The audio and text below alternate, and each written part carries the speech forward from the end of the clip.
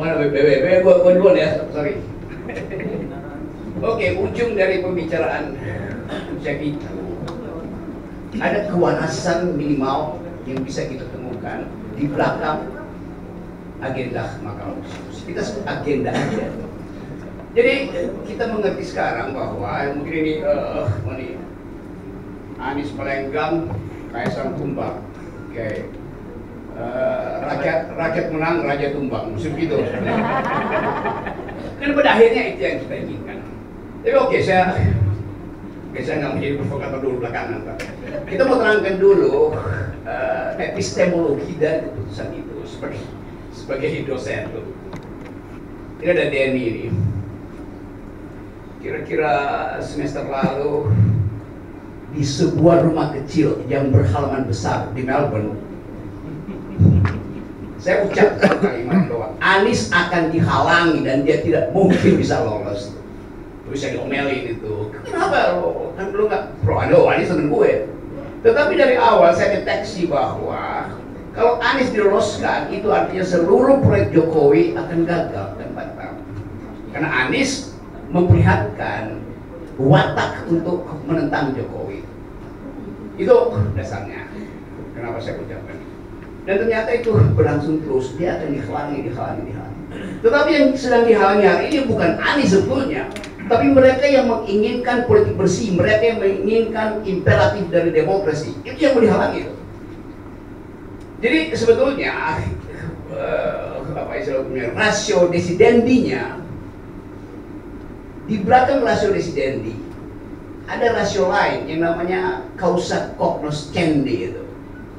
Jadi MK memutuskan itu atas dasar pertimbangan hukum yang kuat, tetapi dengan didorong oleh satu kausa, satu penyebab, yaitu kemampuan kognitifnya itu disebut causa cognoscendi.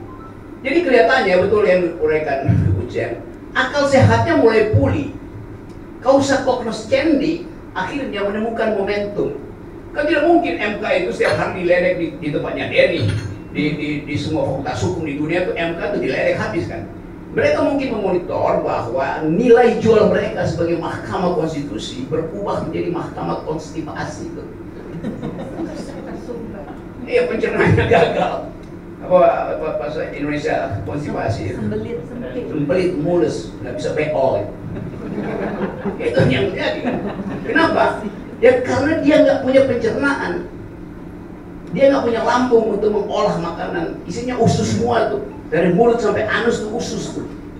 Kelihatannya kognoscendinya begitu. Sehingga mahkamah kemudian mulai berpikir bahwa tidak mungkin dia meninggalkan jejak buruk pada bangsa ini dengan menghasilkan keputusan yang setiap hari adalah memuji Raja Jawa. Kan itu dasarnya. Mana BBB? Gua duluan ya, sorry. Oke, ujung dari pembicaraan Ucap itu ada kewanasan minimal yang bisa kita temukan di belakang agenda Mahkamah Konstitusi. Kita sebut agenda aja. Jadi kita mengerti sekarang bahwa mungkin ini Anies Palenggang, Kaisang tumbang, kayak rakyat menang, raja tumbang, musuh gitu.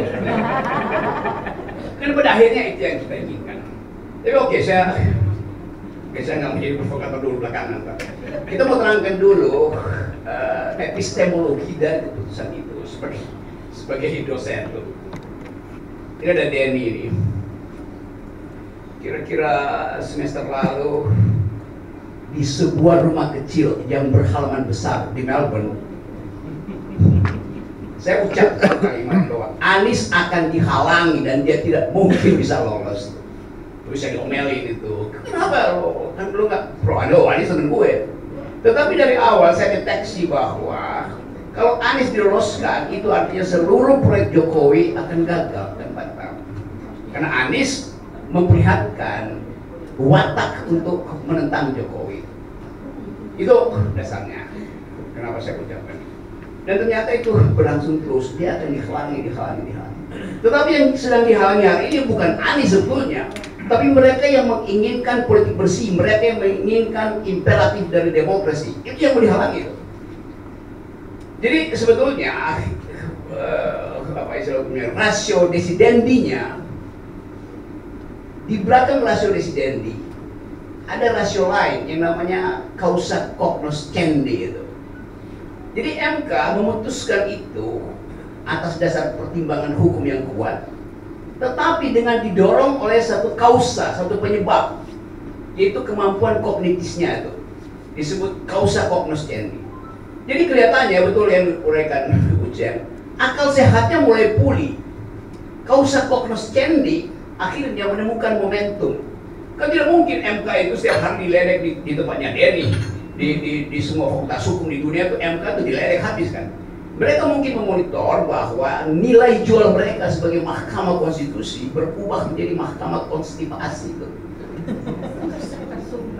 Iya, pencernaannya gagal.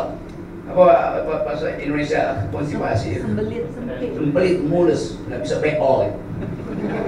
Itu yang terjadi kan. Kenapa? Ya karena dia nggak punya pencernaan, dia nggak punya lambung untuk mengolah makanan. Isinya usus semua tuh, dari mulut sampai anus tuh usus tuh.